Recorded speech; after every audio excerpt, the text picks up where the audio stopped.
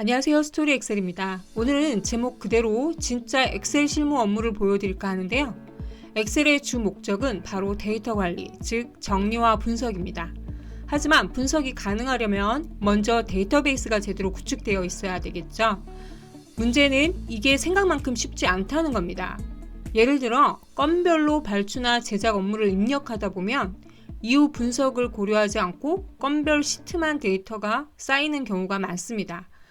그러다 월말 또는 연말이 되면 매출 분석이나 제품 판매 분석을 하고 싶은데 막상 건별 데이터만 흩어져 있고 정리는 안 돼 있는 거죠. 그래서 이것 좀 정리해 주세요 라는 요청을 많이 받게 됩니다. 오늘은 그런 상황을 염두에 두고 수식도 매크로도 없이 정말 엑셀 초보자들도 쉽게 따라할 수 있는 방법으로 시트별 흩어진 데이터를 정리하는 방법을 알려드릴게요. 핵심은 복잡한 수식 함수 없이 셀 참조와 필터만으로도 충분히 데이터베이스를 구축할 수 있다는 점입니다. 그리고 한 가지 더, 기초에서 몇 번 강조했던 부분이죠. 입력의 규칙성이 없다면 매크로나 함수도 무용지물입니다.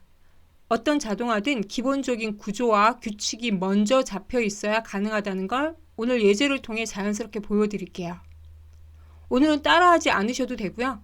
눈으로 영상 속도 조절 후 흐름만 이해해 주시면 됩니다. 물론 데이터 이해는 필수겠죠. 간단히 설명 후 시작해 보도록 할게요. 자료는 주소지별 한 세대에 들어가는 창문을 생산하는 업체로 일별로 그날 발주를 각 파일별로 작업해 놨습니다. 하늘색 셀의 데이터의 항목을 취합할 건데요. 해당 주소에 제품별 제작 규격의 생산 작업 지서를 데이터베이스화 하려고 합니다. 즉, 일자별 데이터를 월별 데이터베이스로 정리할 겁니다. 그달의 생산 내역을 한 곳에서 필터 검색할 수 있도록 할 건데요.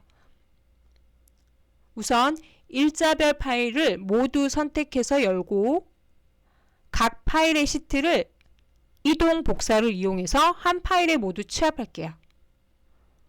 시트 탭에서 이동 복사 선택 후 새 통합 문서에 복사본 만들기 후 통합 문서 3번 파일에 9일자 시트 이동된 걸 확인할 수 있습니다. 새 파일은 닫지 마시고요. 잠깐 내려놓을게요. 그리고 9일자 파일은 닫아줄게요. 이 작업을 일자별로 반복해서 하시면 되는데요. 엑셀 기초를 기반으로 설명드리고 있는 겁니다. 파일은 다른 이름으로 저장해서 제작 지서 데이터베이스로 저장할게요. 그리고 이번에는 월별 시트를 다시 한 시트로 통합할게요. 이번에는 복사 붙여넣기를 이용할 건데요. 2일자 시트에 모두 취합할게요. 7일자 셀 범위 지정 후 복사 후 2일 시트 맨 마지막 행에 붙여넣기 합니다. 이번에는 이 작업을 반복해서 하시면 되는데요.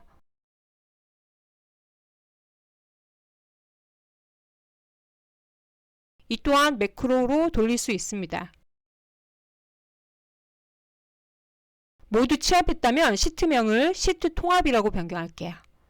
제가 일자별 시트를 삭제하지 않는 건 원본 데이터를 유지하기 위해서입니다. 간혹 취합 후에 혹시나 해서 원본을 찾아보는 경우가 종종 있어 삭제하지 않고 별도로 남겨놨습니다. 이번에는 데이터베이스 통합이라고 다시 저장할게요. 이제 필터에서 보시면 모든 일자가 검색 가능합니다. 즉, 월 데이터를 한 번에 검색할 수 있다는 건데요. 아직 데이터베이스가 된 건 아니지만요. 데이터베이스 작업은 지금부터입니다. 오늘 영상의 핵심이죠. 이제 데이터베이스 항목을 표시해 드릴게요.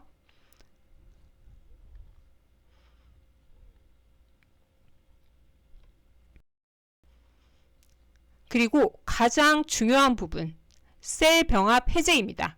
셀 병합은 서식의 깔끔함은 있지만 데이터 관리나 분석 측면에서 여러 가지 제약이 있다는 사실 꼭 알아두세요.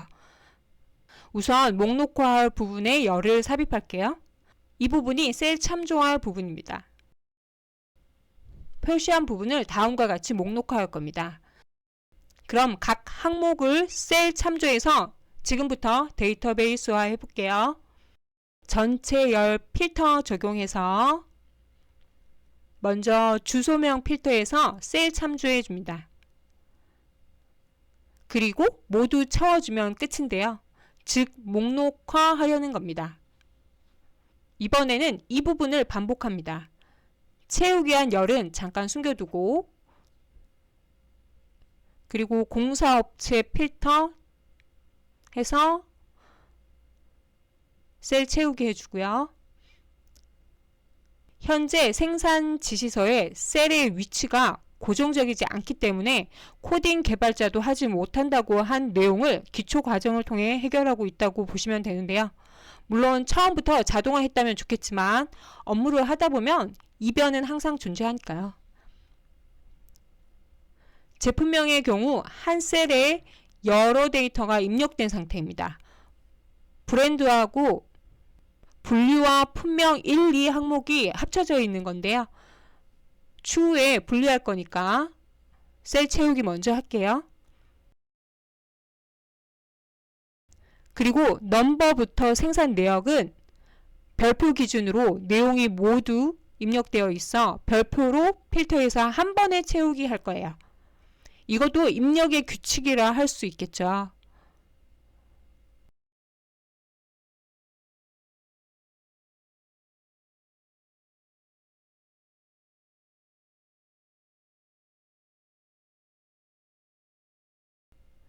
이제 필터 해제와 숨기기 취소해서 채우기 위한 내용을 한번 확인해 보세요. 채우기 위한 부분은 색상으로 확인할 수 있는데요. 이제 빈 셀을 채워줘야만 데이터 목록이 만들어지겠죠.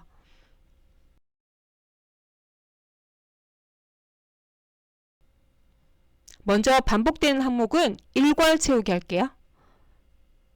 셀 범위 지정 후 컨트롤 G, 빈 셀을 찾아 윗셀을 참조해서 빈 셀을 모두 채워줍니다. 셀 참조는 데이터 값이 움직일 수 있기 때문에 값으로 바꿔주세요. 제품명의 위치는 움직이면 안 되니까 그대로 같은 방법으로 빈 셀을 채워줍니다.